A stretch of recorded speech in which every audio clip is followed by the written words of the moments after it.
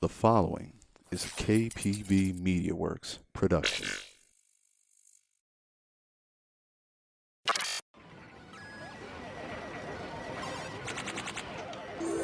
Choose your fighter. What is going on, everyone? This is KPB Rodimus Prime, and we are here for the second season of KPBCast. Now, for those who were watching the podcast in its initial stages, it was hosted by Rafael, who's now on a leave. He's going to be a parent, so congrats to him.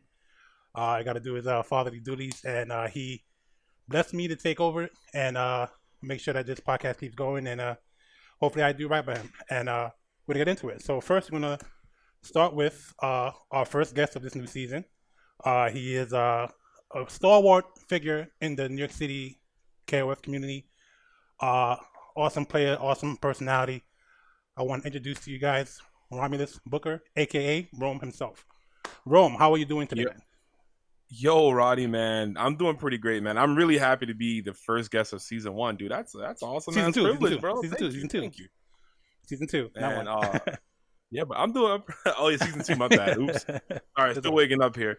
But yo, man, seriously, thank you guys for having me on, and appreciate the kind words, dude. Nah, no problem. You know, I just someone that's on my mind, and I thought we can talk and pick your brain, just to see, you know, where you're coming from. So, where's like, what are your home beginnings? Like, tell me a little about the beginning of Rome. All right, so Romulus Booker, the government name, was I was born in New York, Brooklyn specifically. Grew up. I was born in '91, so I was around all that like cool, dope, like, you know, like just hip hop culture and like just like the cool like street kind of culture, right, of New York. Like I grew up in that, and I think the earliest like I started playing games, I had to be like maybe 1 or 2. And the first game I remember playing, which is the game I love for like near and dear to my heart, is Streets of Rage 2. First game I've ever remembered playing. Fell in love with that game. Was hooked. The music was dope. Everything about the game just like perfect, dude. Like loved it. So I guess I started with that, and then like, you know, always got other games. Started to get into fighting games. My father's a gamer, so that helped. So he would always buy stuff, and I remember we had Street Fighter 2, the Genesis port. I don't know if you guys remember that terrible, like... Oh, yeah, of course. Genesis port had, like, 3 controllers. But let me backtrack. I don't mean to cut you off. Let me backtrack. You were 2 playing these games, like 2 years old? You remember this stuff at 2? Like... No, I was... Well, my earliest memory, I had to be about 2 or 3. This is about maybe 93, 94. My earliest memory was seeing my brother and my dad try to beat Streets of Rage 2 Mania mode. That's my earliest gaming memory. Okay, but the earliest games I remember playing was like Streets of Rage 2 and Street Fighter 2 and like Mega Man X. Like those are like the 3 games I remember being really young, like 3 years old, playing those games. That I definitely remember.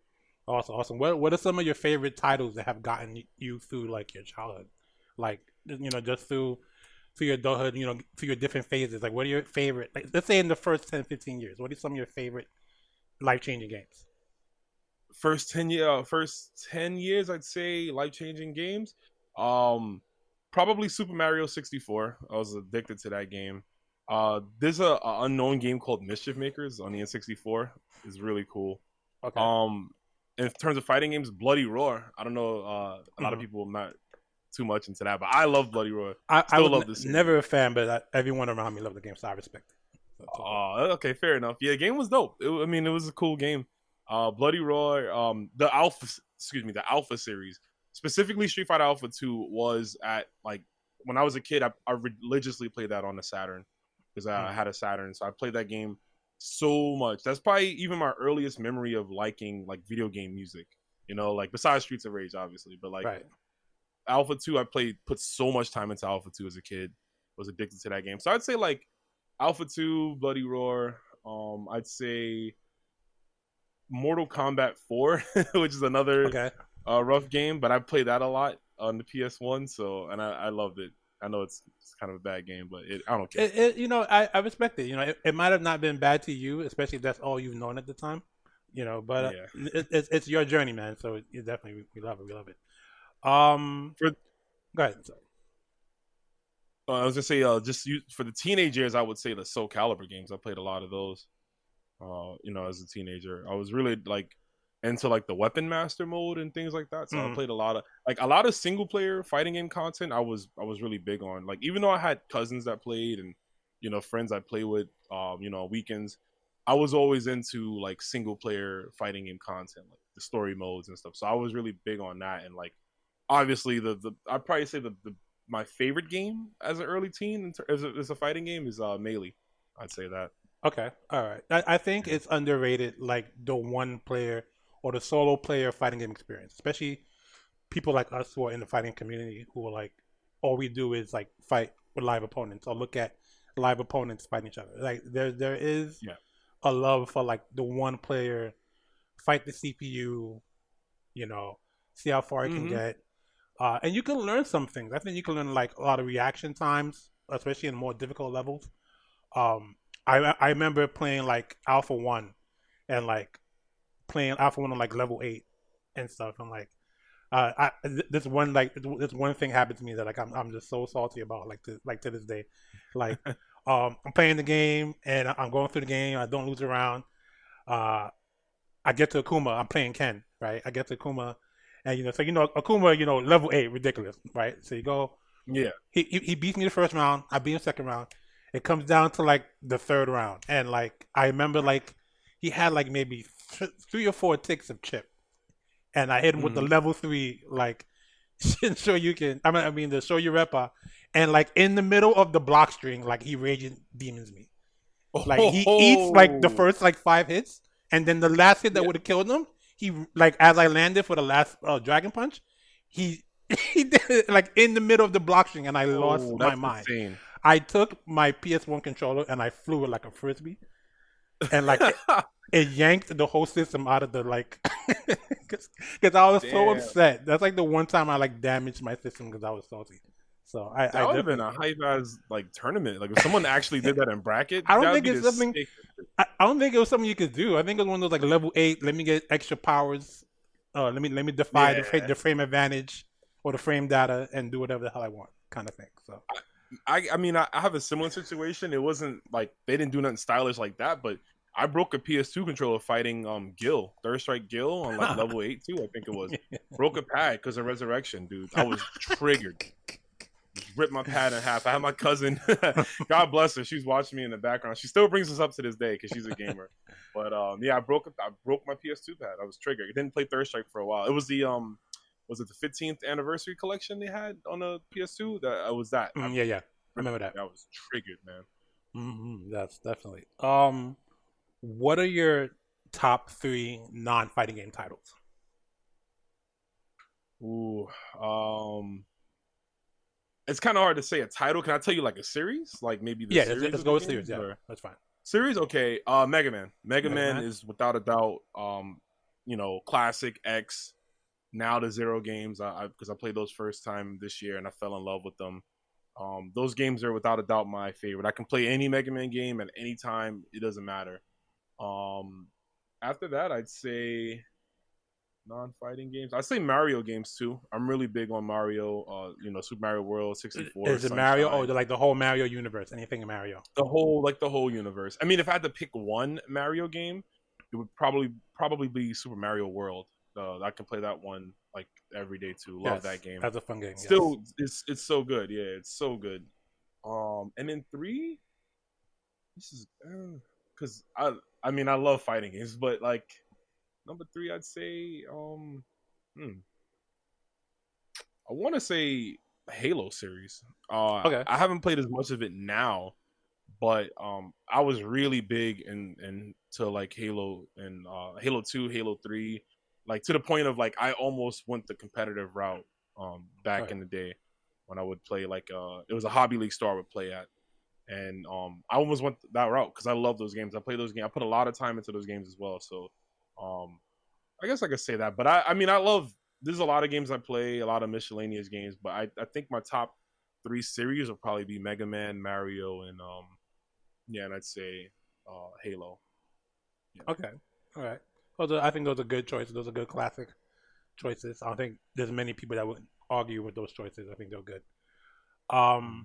So going into that, like you're now like in your adulthood, what got you started really getting invested in the FGC? Like what was your life kind of before that, and what was the catalyst? Like what pushed you into, man, this is a little niche community. I want to see what I can do here.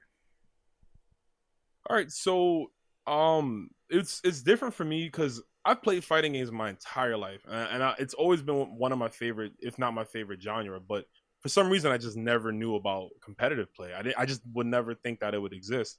So I always loved it, always played it. I would go to there was a game store in downtown Brooklyn. I think it's still there. It's called Game Champ. Me and my friend would go there every other Friday, and they had a CVS 2 cab, a Marvel 2 cab, and at one time they had SVC, but that didn't last long. And we went there, and we would always go every other Friday because my friend would buy like these anime DVDs. Like this was back when this is like 2002, right? 2003. So you can't really. There's not a lot of streaming websites, or if anything like that, in terms of watching anime. Right. So you start to buy like the DVDs with like 4 or 5 episodes. So anyways, he would go there, he'd buy it, and we would see people playing, and see people playing CVS 2 or Marvel 2, doing all this crazy hype stuff, and we would watch it, and it was always cool. But once again, it just never crossed my mind that there was a scene, there was an actual scene or anything like that. So anyways, fast forward a little bit, I used to play Yu-Gi-Oh competitively. I used to be really into Yu-Gi-Oh in the mid 2000s. Played that a lot. Started going to a hobby league store. That's the one I was saying I used to play Halo at. They had a Marvel 2 cab there. Used to see people crack out on that. I'm like, man, this is still pretty cool, but I just never really got into it. It was so weird. So this is where, like, I guess the fighting game kind of like when I was aware of a community. I was playing. Hold on one second. Hold on, you can't play in the room. Dog, bring her toy and play. I'm sorry about that. I just totally fine. Yeah, my bad. She's no, dude. All right, yeah. So, sorry about that. So I guess when it came to fighting games was I would play with friends. This is like, I want to say this is like a little bit later. This is like towards high school and towards the end. So like 2009, 2010. When Street Fighter 4 was out on consoles, I would always play with friends, and you just cut school, go play with friends, stuff like that. And then one Saturday, weirdest thing. One Saturday, we all went to my friend's house at the time to play some games, and he had another friend that was there, and they were practicing. And the friend was like, "Oh," he was like, "Yo, there's a tournament. There's gonna be a tournament. It's this Best Buy in Queens." He's like, "Oh, there's a tournament there," and my friend's like, "Yo, you should go. You're like really good." But I'm like, "Oh, there's like an actual Street Fighter tournament. That's cool. Let's like." So we all just went, but I'm not thinking anything of it. And this is actually the first tournament I've ever been to, and I actually won the tournament. Nice. And I actually have the trophy here, which is, it's kind of weird that Best Buy has a trophy, but I have the trophy. And someone there told me like, "Yo, do you go to Chinatown Fair?" And I'm like, "What's that?" And I didn't know what that was. And he's like, "Yeah, like all the best players in New York go there, this and that." So I'm like, "Oh, okay, there's more to this." I thought it was just a random Best Buy event, because I would see like in high school, I would see on the computers like people watching the Third Strike Cooperation Cups. I would see those in the library, but I thought that was a Japanese thing. Again, like I'm not thinking that, oh, there's an actual scene. I'm thinking, oh, this is Japan. Japan's always been ahead of us on gaming. So I'm just thinking, oh, only Japan has events like this. I'm not thinking there's anything in America like this at all. So anyway, kids are telling me, they're like, "Yo, your Rose is good." I was abusing Soul Satellite. This is when it was like really cheap. It was like 0 frame. So I was just abusing it. I won the whole thing abusing that tournament. And at the time, like I said, I don't know anything about anything competitive. I was just fairly decent because I played fighting games my whole life. So anyways, we go to Chinatown Fair one day, and then you know what happens there. It gets cooked by everybody. So I'm like, I'm thinking I'm the man. I won this Best Buy tournament, go to Chinatown Fair, and that's it. Bodied by everybody. Yes, that's definitely the place to get your bearings straight and like really gauge yourself. I definitely have my own stories of going to Chinatown, and I had some wins, and I definitely had some losses as well. In the various games across across the different types of fighting games they have there. They have pretty much everything there at the time. Older versions, newer versions. So you already know what it was like. But I have a similar story doing the GameStop. I did the GameStop tournament. It started locally in like each store, and then like each store had to go to a regional, all the way to the finals. I think that's the one that was documented in King of Chinatown. Have you ever seen it? Oh yeah, I love that Yeah, movie. so that's the one that's documented. I actually met some of the founding KPB members that way, because cool. in the store that I won, they picked two winners. So I actually won. Me and this other guy won, who ended up being later on one of my my founding members of KPB. It was the same situation. You come against people that are very casual. You know, you can tell they just there were these guys that came in one time. I don't know if you remember the Staples commercial with the easy button. Nah. No, there was a But commercial. Yeah, it was where like, you're going with. you remember Steve? Yeah, Steve's laughing. So there used to be these commercials where like Staples makes everything easy, and there was like this easy button. So I remember these guys came in like these white tees, and they had like these red bandanas, and like the whole time they're like, "Oh man, this tournament's gonna be easy," and they had this big old easy button. They kept pressing it, and I'm like, I'm getting annoyed. I'm like, okay, man, whatever. And it was funny because they all got smoked in like the first round and like left. so like this big hoopla for no reason. But yeah, it's funny because all you see is like the casual gamers and stuff, and it's like, it's funny when I qualified and went to the next one in the Bronx, Rico Suave ended up winning that. You know, so and that's like the first time I saw Rico Suave ever play, and like he played Abel at the time, so it was just like yep. So he was just smoking, but I definitely had the same like kind of like this is me coming back into the community kind of deal because I used to be in it and then I was out. But yeah, man, similar paths, man. It's interesting. Very small knit community. There's like so many things that are intertwined and like it's a small world. You'll find people around the corner that love it. You know, if you give them a chance. It's cool, and I love to ask people too, like how they started, because I like hearing like the same stories. I like, there's a pizzeria that had Marvel 1, and then there's a laundromat that had this, because I'm like, that's the same thing I went through. Like I had laundromats and pizzerias and like local like convenience stores that just had like a random cabinet, and you just crack out on it, and then you get better. So it is cool. It is niche, but it's dope that we all have like similar ways that we got in. Awesome. Now, I would be remiss if I didn't bring up, in honor of Rafael, who started this podcast, how you feel about some wrestling these days. Being that Rafa's a big wrestling fan in the sports, who are some of your favorite wrestlers that you? I know you're a wrestling fan. We talked about wrestling before, definitely. Sure. Who are some of your favorite wrestlers that you follow right now? Wrestling right now is this is the worst it's ever been. I'm 28 and I have not watched this is the least amount of wrestling I've watched my entire life. Like it was probably one of my favorite hobbies next to gaming, or just things like media, I should say. Right. It's just rough, dude. It's rough to watch right now. I mean, I still have people like I love, like AJ Styles. I've watched him since the TNA days. Always gonna be a fan of his. The Hurt Business, I think they look pretty cool, and I like Lashley. They do. I think Lashley is that good. He just WWE doesn't know what to do with him. But yeah, it's disappointing when you say that, because when you have the advent of AEW and then these other companies, so not just AEW, you got a couple of decent companies out here. Yeah. The whole thing that everyone could agree on at one point was that there was no real competition. You have real competition, and I feel like people still aren't trying their best. And that's every organization. Like I'm in some of the forums on Facebook. It's a lot of AEW fanboys just to be AEW fanboys, and they're not there yet. They got some talent, but they're not there yet. The only thing I like right now in wrestling, honestly, is Roman Reigns. Oh man, when I heard what they did, yeah. And I heard what they did. I was like, okay, I might turn the TV on to see what's going on. I might. That has been awesome. I liked it. I will hope to see where it goes. I feel like so if you haven't been watching, so he came back. He won a title. Jey Uso won a fatal 4-way to become a number 1 contender. So now is the two cousins. They're like at it, but there's been no physicality yet between them. which has been interesting. It's just going on 3 weeks now. Usually that when a feud happens, there's some sort of physicality. The heel gets in, a beatdown.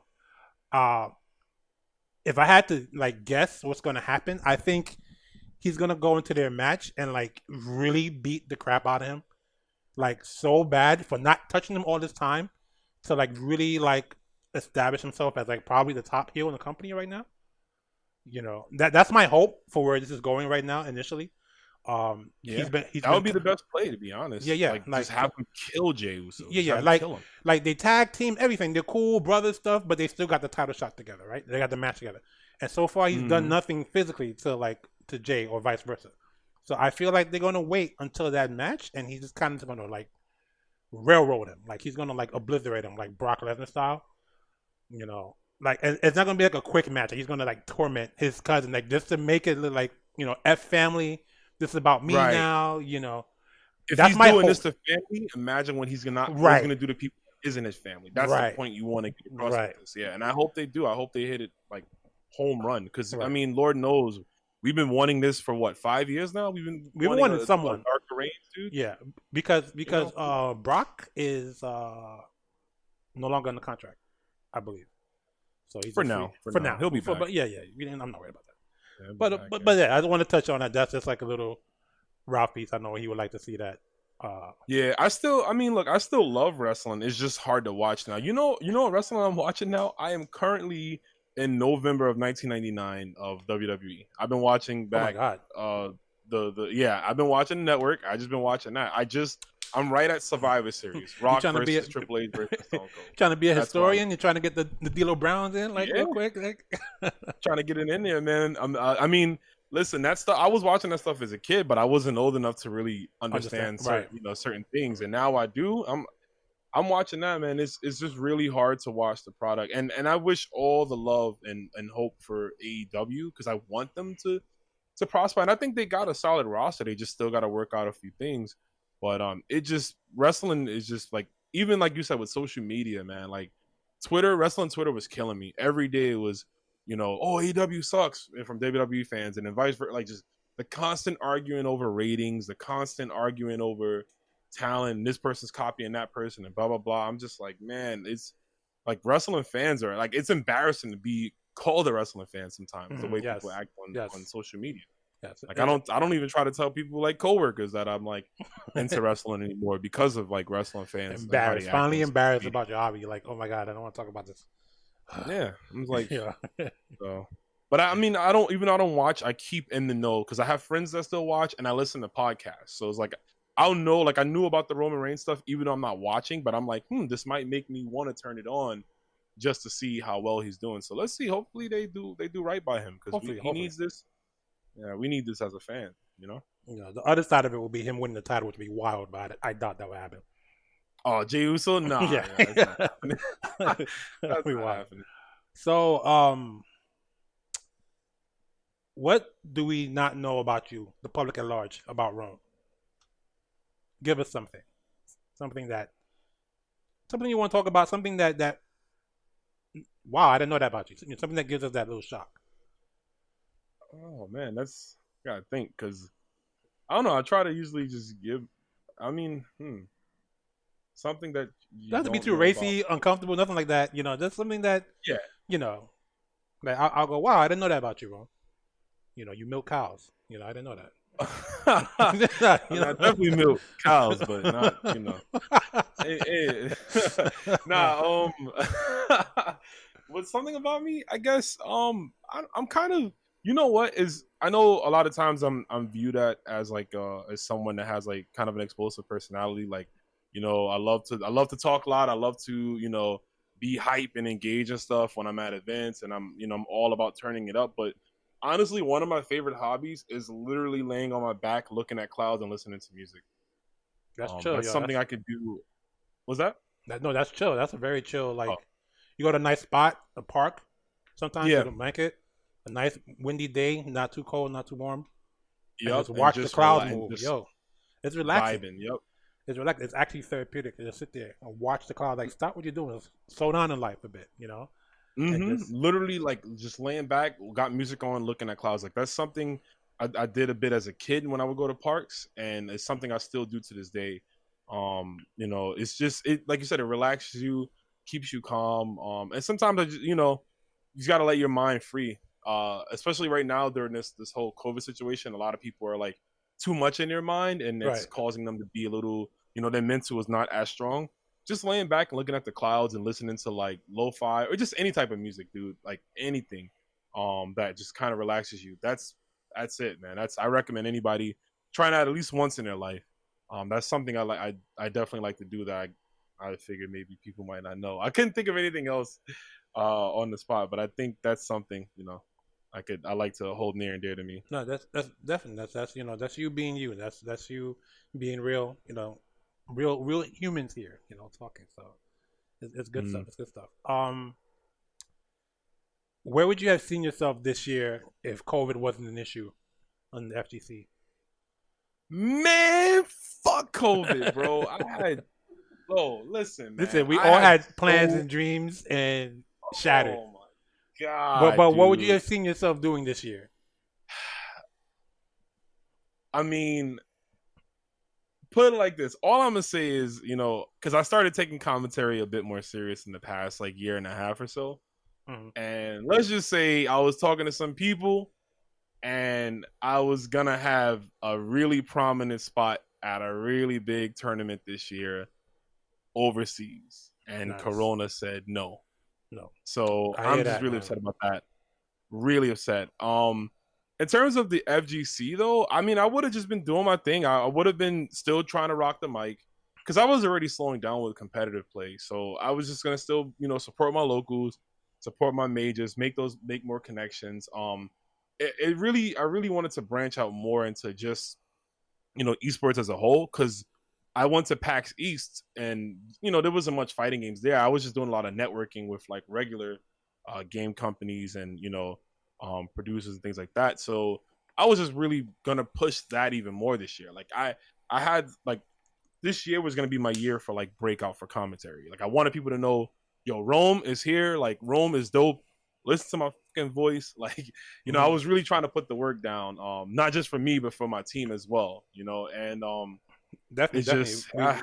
It's been a pleasure to have you on our streams when we did, the times, and you're always welcome to come back on our streams for sure.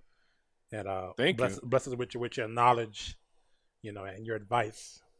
I mean, you guys are the goats. I actually owe you guys for like starting me with commentary because y'all put me on.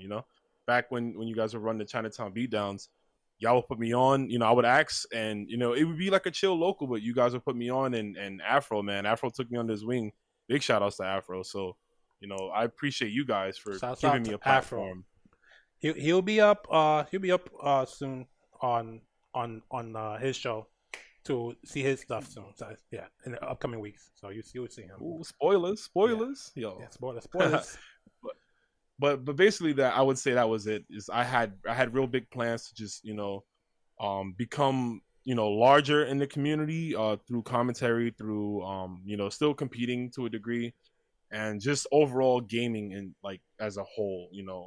Trying to just catapult my platform, if you will, from just working hard this year. But it happens, and I had to come to terms with like just understanding like, yep, this year is a dud. Just work on your stream. Just work at your job. Work on your mental health. Work on your physical health. Yes. Mental health is very important, right? Especially in these times. These are rough times. Absolutely. People still aren't coping properly or not being able to cope. So it's very important to like get your mental stability in check. Yeah, definitely. Yep. So we're gonna go into this question. It's gonna fork into two different roads, and we're gonna visit both of them. So you learned that there's this underground fight club called the FGC, and like you're getting involved. You made your headway, winning a tournament at Best Buy. Well, so what were the steps that now lead you to one being involved in the KOF community, and as a side note, also going into what I presume is your first team in playoff gaming? Is that correct? Yep. Okay, so how did you get involved into these two worlds? So KOF was I always knew KOF kind of existed, but I didn't know what it was, right? Because I used to play the Fatal Fury games as a kid because my cousins had it, and I used to have Samurai Showdown 1 on Super Nintendo.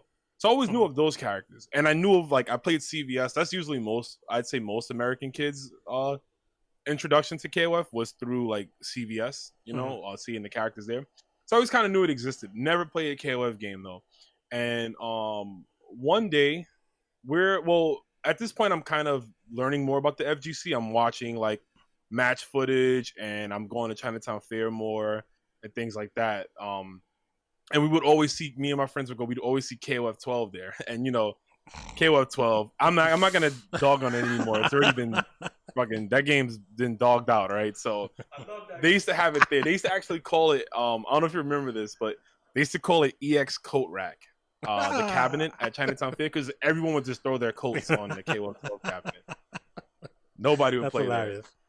There. So anyways, just like another day, we were at one of my friend's house, about 4 or 5 of us just gaming, the usual stuff. We're playing Blaze Blue, Calamity Trigger, and Street Fighter 4. We're just playing those, right?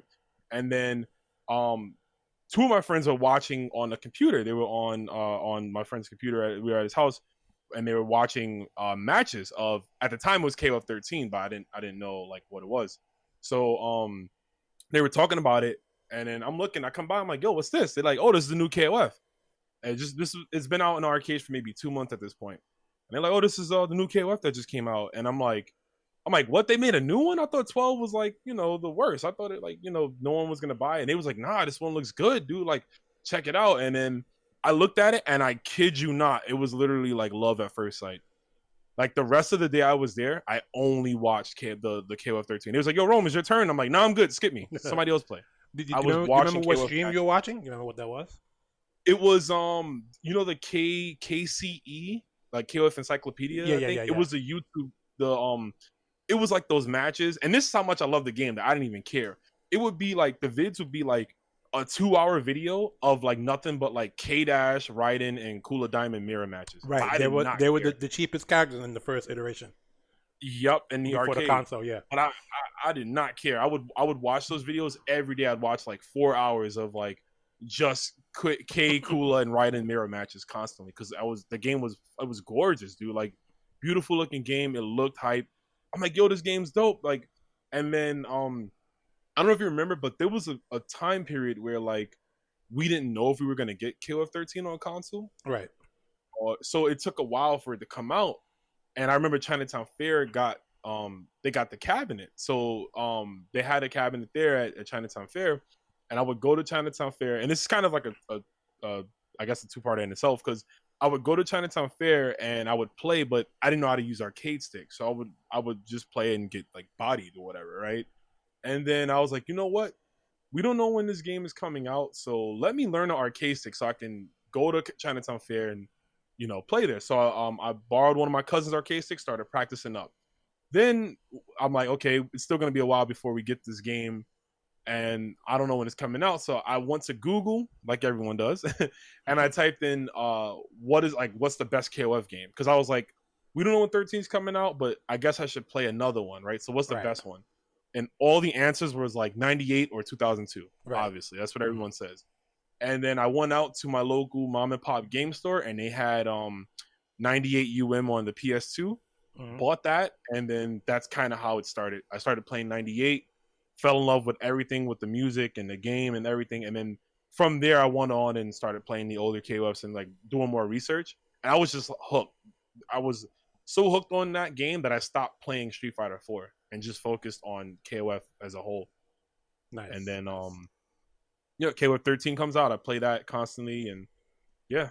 And then so with going into play all gaming, so I remember when the founder Jahan, when he was starting it up, he asked me if I could join. This is when he first started. It was barely off the ground. It was like maybe 1 or 2 people. And I told him at the time, I was like, I wasn't sure, because I was at the time I was like still focusing on school. And he was like, oh, it's fine, no problem. And then I watched it grow a bit, and a lot of my like friends in the scene, they joined the team and stuff like that. And I remember NEC 2015, I think it was 2015, NEC 2015. I went there, and I was competing in KOF 13 that year. And I remember I saw him there, and he had just picked up one of my close friends IRL, because close friends at the time that I was with, they used to play fighting games too. And my boy Uni, he was a really good DeCapre player. He picked him up, and I was like, "Yo, congrats, you picked up my homie. He's hungry. This and that, whatever." And he was like, "Yeah, and he was like, I'm glad to have him on, and I would love to have you on still." And I was like, you know what? I was like, I'll rep PAG just for this event. I was like, just for this event, I'll rep PAG. And then I ended up having a good time. Played in bracket, got cooked because I was bad at 13. But after that, we talked more, and I was like, yo, this is cool. I'm down to be a part of a gaming team. And it's, at the time I was still very naive, so it was like, I just wanted to be a part of something cool. You see like all the top players with like, Evil Geniuses or Mad Cats or whatever. Yeah. I'm like, cool, I joined this team. It looks cool. We have a cool name, Play All Gaming, and we're part of this team. But that's kind of how I joined up with PAG. This is like, I said, like 2015, I think it was. Around that time. 2014, 2015. I can't really remember. But and then I joined, yeah. And I was a part of PAG and things like that for a few years. Good. We're gonna get into your current team a little later on. But what's something you can tell people? What are the qualities and fun things about being a part of an organization, especially when it comes to gaming? Through your experience, in the teams. From my experience from both teams, well, I've only been a part of two teams, but right. And the same thing is the camaraderie. Getting tight with like your teammates, because you see them at events, you travel with them, you start to know them more on a personal level, and you realize that there's other things in common that you have outside of just fighting games, and just building friendships out of that. I think that's one of the best things of being in a team, because there's players that you might not have access to if you're not in a team with them, but if you are in a team with them because you're now under the same umbrella. There might be a situation where you guys talk, and then you realize, oh wow, me and this person are bonding over an anime or a TV show or the same type of music, and then you learn more about the person, and you start to appreciate them more, and you look past that. So there was some friends that I made on PAG that I've hung out with outside of gaming events. Like we went to hang out at movies, we've chilled at like a concert or something.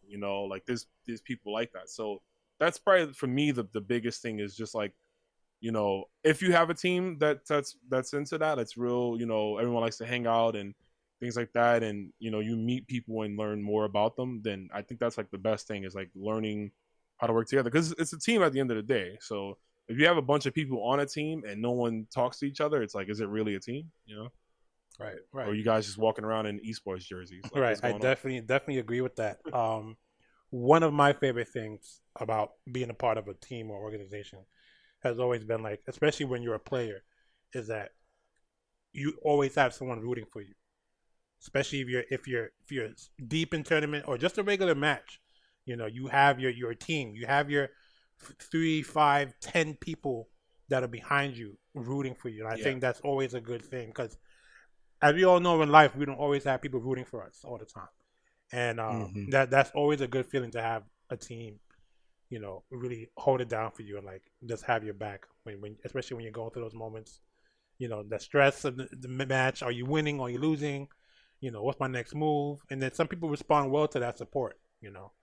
So is that something for you? How does it feel for you? Like when you're competing and your team, do you like that? Is it too much for you? I love it. I love when people is like, "Yo, let's go Rome," teammates, or like, that amp you, that puts the battery in your back, like it amps you up. Yeah. Okay. I love it. I mean, I think it's pretty cool. And having people in your corner. I mean, it's one of those things where it's really cool if it works out, but if you lose, it's like, kind of let everybody down type thing. But I mean, I love it. But it's unconditional. So even if you lose, they still gave that to you. They still vibe, and that in itself, that's a good feeling. Like, yeah, I was gonna say this past NEC, because this NEC that passed was my very first tournament of a part of Dynamic Focus, because I joined. Well, we'll talk about that later, but I joined at the end of ECT. So NEC was my first tournament, and I never met her at the time when she was on the team. P-Chan, she was on the team at the time. Never met her before. First time I met her was NEC. We talked for a bit because I'm I'm new to the team and stuff. When I played my VSAF pools and eventual grand finals, she was with me the whole time. Literally known her for about 30 minutes, and she was like, "Yo, I'm gonna go with you when you gotta play." She's cheering me on in the background the entire time. So I want to say big shout out to her because that was really cool. And that was one of the things like, wow, okay, I just joined this new team, and one of the players is already like, "Yo, let's go, let's get it." I don't know much about you, I don't know much about this game, but we both got the same colors on. Let's rep each other. So, and I try to do that too. With players like Gurr and Jackal and everybody saying at the time, like I was around everybody, like, "Yo, how'd you do in bracket? Everything's okay. Yo, you know more about this matchup." Like, just try to, hang out in that area and like talk to people and see what's going on with them. And I, like I said, for me, that was really cool what she did for me. And I was like, wow, this is great. I'm still fresh to the team, but the teammates here are already like welcoming, and things like that. And that's what you want. Awesome. No, that's definitely great to have a support system when you're going through these things. I've been around enough tournaments where I've seen quote unquote loners go at it, and I've seen the depression of like no one really rooting for them. Great players too. Yeah. There's a story I definitely remember when with Steve and I were first going to tournaments at big events. And there was a KF tournament one. I can't remember what year it was, but oh my God, what's the player's name? The Street Fighter player from the Midwest, the player with Abel glasses. Oh, Juicebox. Thank you. So yeah. Juicebox was really hitting KOF like when it first came out, like KOF 13. I think it was the Winter Brawl after that year, right? I believe it was the Winter Brawl of 2012. I believe so. So he was in there. He was playing wherever he was. He got bopped. And I remember, shout out to Jukebox. I love you, man. You're awesome. Your content, your personality. I don't care what anyone says about you. I remember me and Steve were leaving like one of the rooms, and we saw him in the corner, like just slumped over, like a game over screen, like like too many to drink. And then we went up, like, "Yo, Jukebox, you good?" And he's like, "Yo," like he's real emotional. He's like, "Nah, I hated how I played the KOF," and you could really see the pain, like of him, like failing. Yeah, because he really loved the game. It was funny because he took that pain and won Street Fighter 4. The game he really didn't want to be successful at. Like the next day, like he ran through top 8. Like it was pretty amazing. So there's like it's those ups and downs and how you take those downs into like the next step. He made it. I guess for me, he made it worth his time. Okay, I lose in Street Fighter, but I win. I mean, I lose in Kara, but I win Street Fighter. It's not a bad trade-off. Yeah, especially it being maybe one of the top games at the time, So, that being said, so how was the transition from PAG to Dynamic Focus? What led you into, it's time to move on? What brought you to Dynamic Focus, and how has it been? Yeah. So, in short, it was for PAG. It was just time to go. It was amicable, at least on my part. It was it was just time for me, like, because when I originally joined PAG, it was just as like just a player, right? Just like I just want to play games, that's it, competitively. But over the years, I'm like, no, I'm more than this now. I'm a streamer. I'm a commentator now. I'm looked at as a figurehead in the New York SNK scene and just East Coast SNK scene as a whole, of like, helping put things together and just being that guy that's always around and supporting events. So, it was just time to leave PAG. I just wanted to move on. And initially, I didn't leave. Like, it might look like I left PAG to go to directly to Dynamic, but that wasn't the case. I was gone from PAG. I didn't join Dynamic Focus for another like 3 months. And at the time, I was really just trying to figure out what I wanted to do because I was losing my competitive drive as a player. I was like, man, I'm tired of practicing. I'm tired of like, watching all this match footage. I just want to like relax, right? I just want to play casually. So I felt like since that was happening, I didn't have a place on the team anymore because the team, expected players to be competitive. So I was just doing my content thing, just streaming and stuff like that. And then I started talking with I would always talk with Aziza. We'd always talk because she always congratulated me on anything I did. So you always putting in work and things like that. So we would always talk. Nothing major.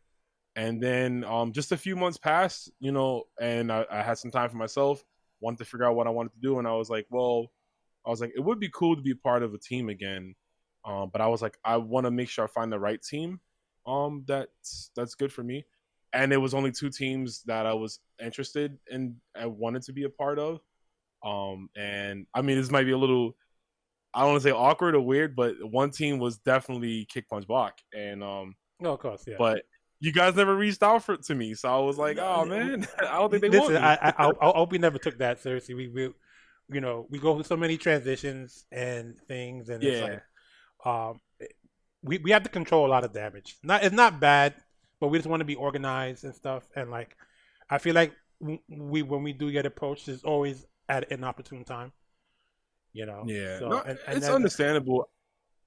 And definitely, and we've always came from a situation where we never wanted to seem like we were poaching players from anyone, because we know what that's like on the other end. Like, we've always had players poach from us, like, all the time, and so we didn't want to be that team or seem like that team, so that was always right a thing. It's like stealing other players away. Right, I feel you.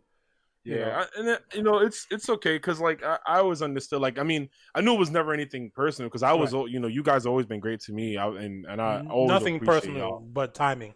And I'll tell you, I'll take him from you whenever I want to. Just to let you know right there.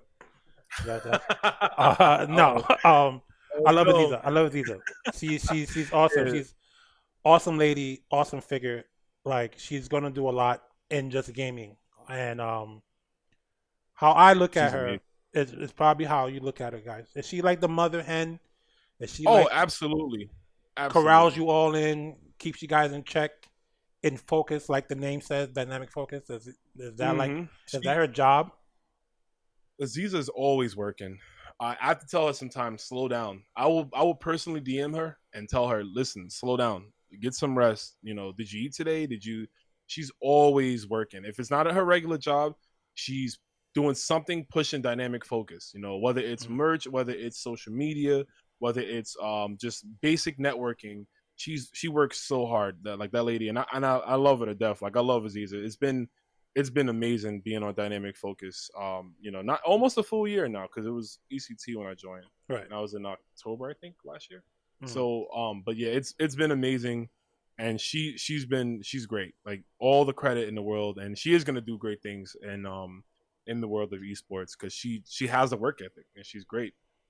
She rallies us up. Yeah, we're just like, I mean, we are her kids though, right? So we definitely do things that disappoints mother, but it happens. But she forgives us at the end of the day.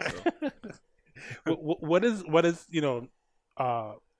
not to be punished here, but what is the dynamic of dynamic focus? Like, how is the team? How you guys get along? How is it? Are you guys really in-depth family? Do you guys get mad at each other, annoyed? Is it just like a hi and bye? What is that like? I'd say it goes back to just like the camaraderie. Right. Since I'm not new to the team, but because COVID kind of slowed a lot of things down, I haven't been able to meet everyone as frequent, and we haven't been able to really do events and stuff like that. But every day we're talking in the voice chat, and we learn new things about each other. A lot of us guest hosts on each other's content. Just simple things like a retweet, right, goes a long way. And just like, if somebody's feeling down, you bring them up. Oh man, I'm not feeling it today, I'm feeling kind of tired. Whatever the situation is, we try to bring each other up. And a lot of us do have things in common outside of like Uchi. I could talk to Uchi all day about Power Rangers. Yeah, shouts to Uchi, I don't play the fighting game. Yeah, what's that? Shouts to Uchi. He's another cool dude. Oh man, that guy. Another, like, dude, I'm surrounded by just like beautiful talent on dynamic focus, man. Like, it's really hard to keep up. Uchi, we're coming for you. Yo, Uchi's the man. But like, just, I would say, just like the dynamic is the friendship, and like the camaraderie we have and the support system that we have. And everyone, we kind of do think tanks sometimes too in there, where we'll all think about certain situations and how to improve on them, whether it's through gaming, through streaming, things like that. So I think I can always pop my head in there in the chat and talk with anybody, generally about anything. And now we're starting to do more group streams, so like you're seeing a bit more of that, like we're getting closer, and it's just really good. Like I said, it feels great to be a part of like a team where everyone is easygoing, everyone's easy to talk to, everyone's working. Like that was the most like thing that stood out to me the most, was that like during this lockdown we're all working, no one stopped working. Like, yeah, we can't do events, fine, we got YouTube, we got podcasts, we got streaming, we got like marketing, just things like that. Everyone on Dynamic Focus has a role, and they play their role right. Everyone does, they continue to work, and they continue to keep going despite the world situation. So I think that is the true dynamic of Dynamic Focus, in my eyes at least. Nice. So getting more into your playing career, respectful or disrespectful, who are your rivals in the community? Respectful, like rivals you have respect for, and rivals you pop off and talk about their mom as soon as you get a win on them. If there's someone like that, I think most players, I think everyone has players like that, players that they respect, players they can't stand. I have played. The thing is though, I don't want to be like you don't have to. I don't want to name anyone you don't really like. I'm not pushing you to, but definitely, I do want to know who's your rival.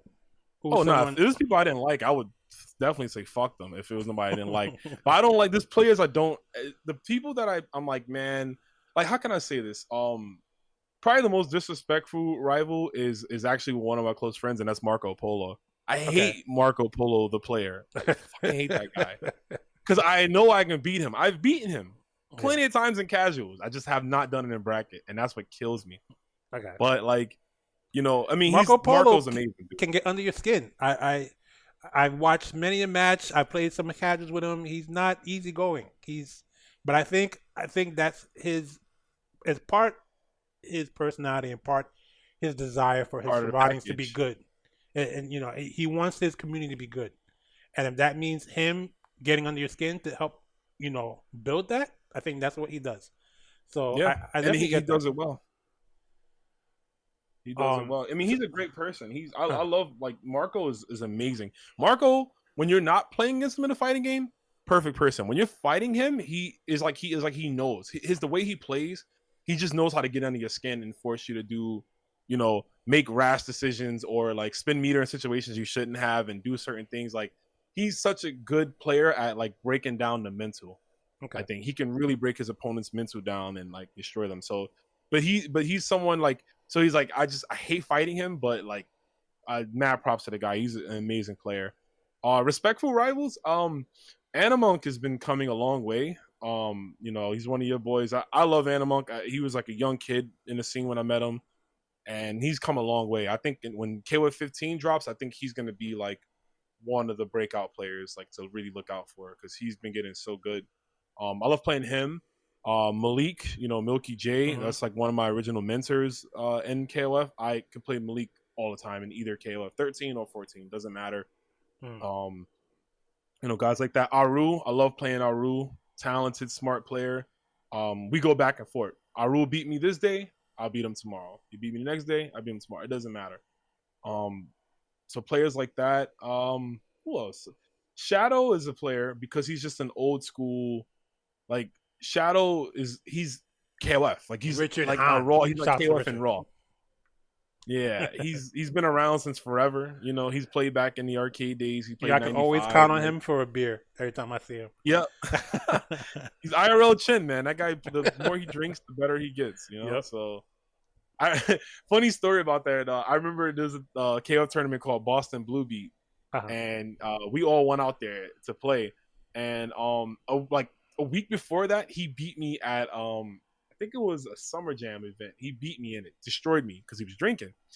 At the Boston Blue Beat, we got there and we found out that they don't allow alcohol and I won. I beat him in grand finals, and I was like, yes. I was like, I only won because he didn't drink, right? Like I was feeling myself. Yeah, But it was pretty funny. But I guess those players, man. But and in terms of respect, I'm not a KOF game. I'd say a player that I love to fight is Duke. Hardbred. I think Okay. Hardbred is just about any game. old school. Any old he played. school, like those like all those games from EX, Street Fighter EX, or Right. KOF. Yeah, VSAV, he's yeah, the the Alpha too old, game. too furious guy. Yeah, definitely. Respects to Hardbred. Mad respects to Hardbred. Yeah, like I love playing him in anything. If it's not, even if it's not SNK, I don't care. He doesn't I go to like playing many him in. majors. I think the last major I saw him in was probably like an old Biggie event when like 13 was still fairly new. Yeah, he doesn't. Yeah, he's more of a like you'll see him at next level. Yeah, like, yeah. You know, when next level used to be open, he would be there like throughout the week. You go to the basement where the third strike cabs are, and like you'll see Duke over there. You know, you go to a Lunar Phase event and you see him playing anime. Like he plays. Duke is like probably one of my favorite players in the scene as a whole, just because he like the range of games. You know, Right. the old school anime. Like he could play a few modern games if he wants, but he prefers like that. You know. Right. The old arcade Street Fighter and games like that. So, but I guess that's really I don't. You know what? I'm very nice, man, at these tournaments, and there's people I know that they like if they beat me or if like they kind of feel themselves if they beat me. Like there's a lot of players that I know, especially back in the KOF 13 days, because they didn't like me for whatever reason it was. I don't know. But for me, you know what my pop off is? Because I've never really popped off on somebody after beating them. My pop off is like if I beat you in bracket and then I hear you go to your friends and you're complaining like, oh, he only won because like Billy Kane or whatever. Yeah. Like that's my pop off. When I hear you complain about my character to your friend, yeah, that's like I'm good. That's my pop off. Just to get a reaction out of you, like, damn it, I hate that character, whatever. Yeah, when you go cry to your friends because you can't, I'm zoning you out with Billy Kane and you can't move. That's my pop off. I bust when I hear that. that was my Billy in like KOF 13. Like it's so aggressive and like people just couldn't stand it. And, like I get more OCVs than anything, not intentionally because I it's just fun playing Billy in 13 especially. Yeah, and sometimes I'll just get in the zone and I'm like just making good reads and I didn't know Billy was I had to play a weird team. I used to play like Billy, Robert, Clark. Oh man. So so that but Billy was like probably the best character on that team at the time. And 13 for sure. Yeah, and I would just get the hate and like that you're right. That's more satisfying than like you being a jerk and like Yeah. Like, it's delicious. You hear them complaining about your character, like man, I'm in his head. Like that's he's yummy. mad. Like I That's love that. delicious. I hear that all day. Yup. Oh man. What's a fighting game out there right now that you don't normally play that you feel needs more shine in the community? Modern fighting game, I'd say that. Yeah, modern, some modern, sort of modern, or may continue to develop something that's out in the last, say, 3-4 years, or has been in tournaments in the last few. Something that a game that you feel it's good, it just needs more shine. I'm gonna take a wild pick here, and I'm actually gonna say, I think BlazBlue Tag is really hyped to watch. Okay. Like if you watch like BlazBlue Tag at high level, is a beautiful game, and I'm not just talking about Ruby Gord. I know they kind of made it a little like boring, but characters like Carmine, like I used to watch Reno play Carmine, and the stuff he would do was like magnificent. And I think that's a game where it always had a stigma of being like not a mainline BlazBlue. So even though it was a scene for it for a while, and people were cracking out on it, I feel like it always had a stigma, like a negative energy around it, because people were like, oh, it's not a mainline BlazBlue game, what is this, it's easy mode, it's only 3 buttons, and whatever the case is. But I think BlazBlue Tag is definitely it's one of the hyper crossover games to me in terms of viewing. It's a great game to watch, to spectate. And the second season DLC came out just last year, right? Like last year. last year November was Yeah. with the big patch where they had like the tank from Blitzcamp and Mhm. stuff like that, and Hart was in there. It's got a great roster. It's got a great look. And it's not a hard game to play. It's hard to win because you have to really learn how to use, like the cross assault moves where it's like you can bring out your partner and you both do like combos and stuff. But it's like it's really in depth. You can be super creative in that game. And I think it's a game that if you put it on, I think a lot of people will like it, because it's almost like Marvel, and everyone loves Marvel, right? So but I would say that game, yeah, because I think most fighting games now get some decent shine. Tekken 7 is the best thing right now going. MK11 does well. Street Fighter is Street Fighter, so and Samurai Showdown is doing fairly well as far as the scene is concerned. So I think most games are doing okay, but I think BlazBlue Tag is a game that didn't have a long lifespan, and it always kind of had that stigma around it. And even though I don't play BlazBlue Tag, when I would go to majors and BlazBlue Tag Top 8 was on, if I wasn't in bracket, I was sitting in that in that front row in the hotel watching. I was watching BlazBlue Tag, whether it was to support friends that was in top 8 or just watching it in general. I always thought it was a hype game. So yeah, definitely, man. I think there's a lot of games that have potential, but for whatever reason, whether it's the community or the developer side, they don't get the love it deserves, and they fall to the wayside. Which is difficult to watch as someone who's a big fan of fighting games in general. I like to see 99% of fighting games succeed. Not a fighting game that I really hate. I'm a fighting game fan, so it's just weird to watch.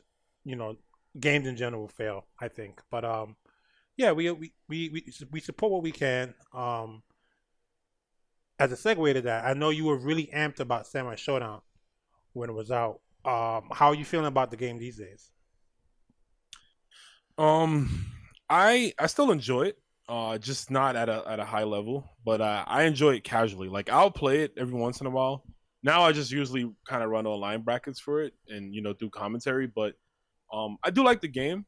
It's Samurai Showdown. You got to wear your heart on your sleeve, man. That game sometimes it's like it is like your blood pressure will shoot through the roof, dude. Like you got Rage Explosion activated and someone's running at you. You're gonna react with something, right? Yeah. Whether it's a backdash or a spot dodge or something, you're gonna be like, oh man, you're gonna get scared, and then the person might read you right, and then you eat an Eason and you lose like 75% of your health. And it's like, oh Jump man, back like into Eason. Oh my god, this is the worst, dude. Like that game is just wild, man. And I do like watching it. That's why I love being on the sidelines. I love commentating it. It's an explosive game. Playing it wise though, I will say for sure that it's not my favorite game. Which is why I I didn't even play it that long competitively. I think I played it for like, I don't know, like maybe a month or two. And I was just like, yeah, I'm kind of done with this. They've since then patched the game and it is better. I do think it's a great game. Like, so I don't want to make it sound like I don't like it because I do like the game and I think it's a better game. I just think for me personally, it's better to spectate it versus playing it. Spectating is great. I love seeing two players just go nuts, right? And play a game of chicken. See who, like when both players got a Rage Explosion activated, like who's gonna pop first, right? Who's gonna be the one to move and act first? So I definitely think it's one of the more hype games if you know what's going on and you're watching it. Right. But it's definitely something that like in terms of playing at a competitive level, I'm like, man, I'll chill. I'll just chill and watch. Even though it's funny because when I started playing the game, when I was really into getting good at it, I was doing okay. Like I wasn't getting like top 8s. I was like getting out of pools, but I wasn't getting like top 16s and stuff. But when I slowed down and I would just enter the support, I was getting top 8s. Like I got top 8 at NEC. I'm like, like I've been stopped playing the game by that point, Frosty, I got out of pools. I got like Frosty was stacked, but I got really far and I haven't played the game at that point. Right. So it was one of those things where I guess I stopped caring and I did better. But when I really wanted to get good at it, it was hard. It was really hard. It took me a while. Like there's a game that I think it kind of mentally breaks you and then you have to remold, excuse me. Right. Remold yourself to adjust how it plays. Because it's not a traditional fighting game.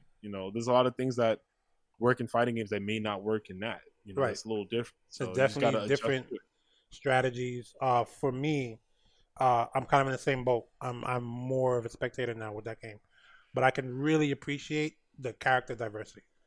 I watch like so many like top eights and finals, different characters across the board, and like Yep. probably the most in any fighting game right now. And we're talking about these are we're in the age of rosters of like 20, 30, 40 characters in the game, and you still see the same 5 to 10 characters on screen all the time. Uh, Samurai Shodown has what right now about 25 characters maybe. Um, Yeah, I something like that. I've 25, seen a yeah. good like half, 2/3 of the cast in like top eight, top four situations. Characters that were once considered super bottom tier, now in that same, in that boat where they're about to win a tournament or in position to win a tournament. And I'm very appreciative for that because it is the biggest struggle we all have with fighting against competitors is a balance, right? And like Yeah, for sure. you can't it's to the point where we don't even know what's considered perfect balance, right? Like we want all characters to be viable, but then like we don't want. I guess we want some kind of an edge at the same time, and it's there's no rule book for this stuff. There's no rule book when the game's designed and programmed. They just do it and they go, oh, I made this by mistake. Let's go back and fix it. So it is refreshing for me personally to see that character diversity in Samurai Showdown, and that's what makes it fun for me as a spectator to watch. Yeah, that's actually true. It's funny because Shizumaru is considered the best character by most people will say he's number one, right? Right. And then in America we barely have Shizumarus. Like we don't really run him. Other countries, I know Japan, they love like Shizumaru and Jubei, they run a lot over there. Yeah, they don't shy from But them like at over all. here, yeah, they trying to bust, they trying to win, man. But like it's and then you got characters on say like Wu. Wu's considered bottom 3, but you might see her get brought out because she does well against certain top tiers. So it's like even if she's considered a bad character or a weaker character, she does good like against characters like Ukyo. Once she puts a trap out, he can't slide. That's it. Yeah, You no know? sliding.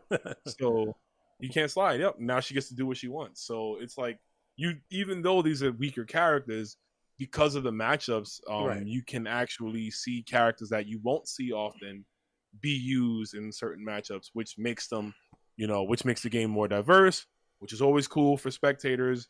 I don't care what anyone says. As a competitive player, and I was a casual player first, competitive player later. I love to see diversity. I do not want to watch a top 8 where everyone is rocking Vegeta on Anka and Cell on point, and then like Bardock. You mean first year Samurai Shodown Evo when it was like 7 Genjuros? Oh my dude, I turned it off. I couldn't watch it. Who's the best Genjuro? I could not watch it. It's called Genjuro I didn't Showdown. watch Samurai Showdown Evo until it was like top 32, and I was like, nope, I'm not watching these scrub Genjiros that half of them don't know what they're doing. They just probably heard this character's top tier, so they Right. just go into a bracket and pick him. Mhm. I was like, I'm not watching this. I can't watch these fools. Went right to top 32, and I was like, I'll just watch this because top 32 is gonna have the better players. I know what they're doing. Dude, Even though it was still a lot of Genjiro, but I was rooting for Alex Valle because he was just busting ass with like what's his name, Galford. Galford, and, yeah. And Galford was considered in the middle, not really one to hang in the top, but he was beating the sea of Genjuros right into the top 8. I was like, yeah, man, this guy's. I want to see a USA Galford win this, Gaijin, and then of course, Yeah. Hanafuda card in There the face, you go. and that's it. Yeah. Yep. But Yep. yeah, man, it's great to watch, those diverse settings and like, and you learn stuff. You definitely learn stuff. The game is not called Genjuro Showdown EX anymore. Not as Right. a nice variety of players to learn and learn strategies and tech and get better. So that's definitely what I want for all fighting games across the board. Mm-hmm. That's definitely when COVID is over, what do you hope to get back into? What do you hope to rekindle or like restart or like put all your eggs in the basket on? I want to get back back to commentating events. That's number Right. one priority. Well, just being at events in general. Like, Right. I didn't realize how much I really treasured events until it was like you can't go to them anymore.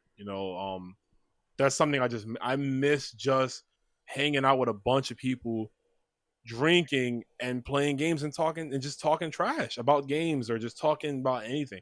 Like I miss that so much. Can you So paint that's that like the number picture one. like a little more in depth? With these are people, we get people that watch this that really don't know what it's like to be at an event, and like I always stress people that are into fighting games to come to one of these events. Despite what you may have heard on a negative level, forget all that. Tell if you were selling it to someone today, what would you say to them? So I'm gonna just tell you straight up: if you like loud noises, hanging out, loud people, cool people, fun people, drinking, just getting to know people, like getting to know more about a human being, like fighting game events, like definitely are it. If you want a sense of freedom, like for me, like my very first event that I went to, like at a hotel was ECT 20. I forgot what number it was, but it was 2013. I don't know if that's ECT 5 or like 4 or something. I don't remember which number. But that was the first event I went to. I was 21 years old. This was the first time I was at a hotel, and it wasn't with family on vacation. I was at a hotel with some friends in a different state. We're 21 now, so we're legally able to drink. And that weekend was one of the most fun weekends of my life. I got to meet a lot of people. The first night of the event, there was a Marvel 2 exhibition. Just imagine being in a ballroom. Marvel vs. Capcom 2 is going on. You got Yipes on the mic, and I think Golden Boy Neo. I think those two are on the mic. Marvel exhibition. Everyone's just going crazy. Was that the four-way exhibition? Was that Sanford and JC60 and I think it was like some kind of weird round robin? It was like it was done on a Friday night, and it was like a round robin. I think that's what it was. Yeah. I mean, my memory's a little foggy on that, but I do remember it was a Marvel 2 exhibition. But I'm pretty sure I saw Santhrax up there as a name on the in the display. So but it was like that alone, man. And then the fact that you play your matches, it's just a huge color of people, man. You go to FGC events, you see everybody, every race is there. Every gender is there. Everyone is there playing games, having fun. You play your games. Maybe you don't enter. Maybe you do enter. You enter bracket. You go far. It's cool if you do. If you don't go far, that's still fine, because later on that night, a Saturday night when everything's slowing down, everyone gets together. They go to like, oh, we're gonna have KOF 13 in room 300 or whatever. You go to room 300. You got people in there playing, cracking out games. You ask for next. Like, it's just the fact of, it's like you're in an event where you're doing what you love, one of your like favorite hobbies. You're doing it the entire weekend. You're around other people who share the same feelings about you as these games. There's the same passion, that want to get better, who are willing to get better, and they'll help you get better. And then there's the aspect of just like hanging out. Like one of my favorite experiences, once again, bring up NEC, is like one of my favorite tournaments. Every year at NEC, when we would have it at the casino, the casino venue, the SNK heads, we'd all put money together and rent out. There's a suite on the top floor, the 14th floor. There's a giant suite, has like 5 rooms, big TV. Every NEC, we'd rent that out, and all over there, you just got KOF. It's KOF galore. 14, 13, 98. You got other SNK games. Everyone's drinking so much beer, so much food's being bought. And then if you're lucky, a wrestling pay-per-view might be on. So while Sunday Finals is going on, we got one monitor we're watching Sunday Finals, and the other monitor on the big screen, we're watching like whatever WWE pay-per-view is on. So everyone's going nuts watching wrestling, hanging out. Like, it's just a beautiful feeling. It's like having a Super Bowl party for the entire weekend. That's one way I can connect to. And that's something that I can't wait to get back to when things open up. And I hope that, because we were locked down for so long and we were, we couldn't go out, I hope that people that were reluctant to go to FGC events, I hope that now they're going to be like, I was in a position where I couldn't go. Now I'm going to take that leap of faith and go out to my local or go to my first major and see how it is, Because yeah, it is negativity in the scene. We've seen a lot of that stuff going on Yeah. the past few months, but there's also a lot of positive to it, and there's a lot of Right. people that come to these events to do what the event is about is making friends and playing games. There's negativity in everything. You just got to dodge that and go straight for the positivity. And I can honestly say that most of my tournament experiences have been positive, have been amazing. And like I said, being locked down, it really, really made me miss those and take it for granted. So I just really can't wait for, the minute they say, oh, we can have events at hotels now, and the next event is going to be such and such tournament, I am immediately going to work the next day and taking that weekend off if I'm not already off, and I will be there. I'm going to probably the first safe major anywhere in this country. Like, that's how bad it's been. Like, yeah. one thing that deemed safe, if it's like Northwest Majors in Seattle, I'm out. I'm going there. I just want to go flying. We out flying. Jet lag and everything. Just to be at an event, man, because we miss it. It's a big part of our community that because of COVID now we have to like find ways around it and find ways to just cope until we hopefully get to return to it. Yeah. It's interesting, man. I always tell people that I have friends, casual friends that ask about the fighting game, and they see what I do. I show them video. I show other people. Oh, so and so. I'm like, yeah, dude. Like, just come out to a local spot. Let's see how you feel there. And if that does it for you, man, then get ready to do more. Get ready to really review what we're like. And what it's like to be an event. The atmosphere, the excitement. The oohs and ahs, in the middle of your game, and you snap your head, no matter what game it is, because you got to see what's happening, And trust me, we've all done it. It doesn't matter what game is on. If you get a good ooh and an ah, you're gonna look, Oh yeah, you hear some crowd going nuts. Like, yo, what game is that? You turn by. It could be like Tournament Fighters, or like yeah. Sailor Moon or something. Sailor Moon, something. Like, yeah, you're looking. So that's the beauty of it. Some hype going on. For sure, man. Oh man, so I want to call this a day. I want to thank you definitely for being on board and like sharing a little bit of yourself with us. Any shout outs? Any people you want to say what's up to? Any hopes, wishes for the community? Just for shout outs, let's say, big shout outs to you guys for having me on. Thank you. And for always being in my corner, giving me opportunities, like I said, whether, running when you guys would run events and when you guys would have me on the mic and always being someone to just kind of talk to. You guys have always been great to me, and I'm always going to appreciate, everyone on Kick Punch Block. So just shout outs to you guys. Shout outs to Dynamic Focus. Like I said, I love my team and they're great, and we're going to do great things. And just shout outs to everyone who's, been using this lockdown to improve themselves in any way it is, whether it's fighting games, whether it's a mental thing, whether it's, your healthy choices, whatever it is, just big ups to everyone. And, what was the second part of that question? Any wishes you have for people, for the community, for the world, any parting words? One last shout out too, because I just was remembering too, like big shout outs to like all the SNK heads that are like keeping games alive, like with Parsec, running the Parsec events. Like shout outs to all the West Coast family, Angela, Andy, they know who they are, the Midwest, the DMV crew, everybody. Just shout outs to them for like all the hard work they do to keep playing their games despite everything. And I was gonna say, just my only plans is just that we can get back to, what we called normal. That's all I want. I just want to get back to the best thing we can, and I'm hoping that we have a better FGC from it. That it increases more positivity.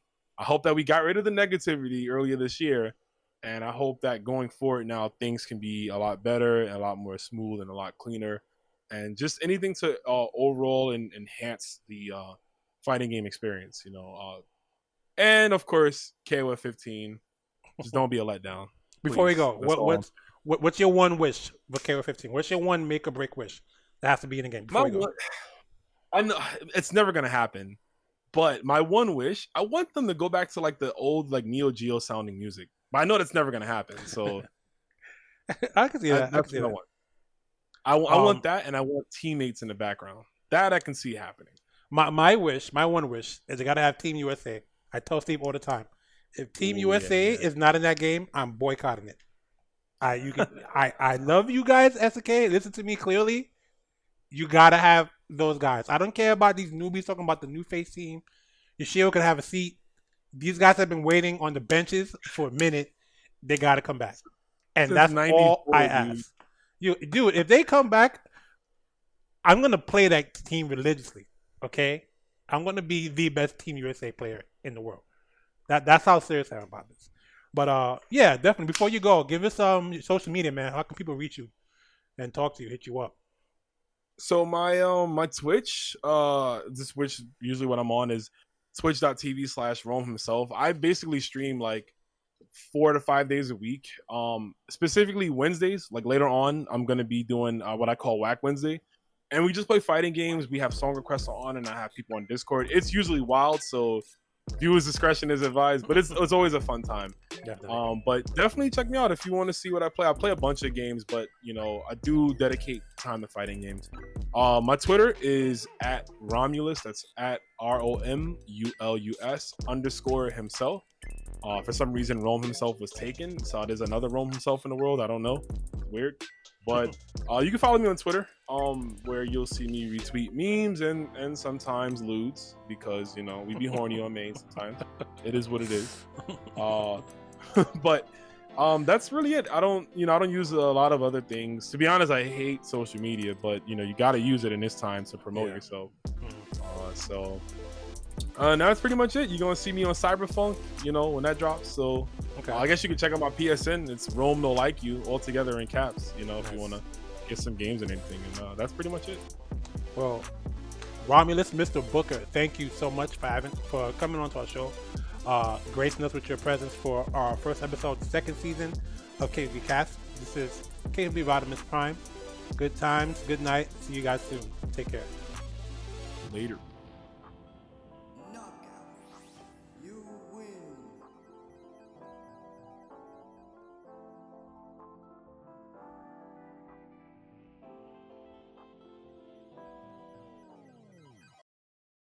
This has been a KPB Media Works production.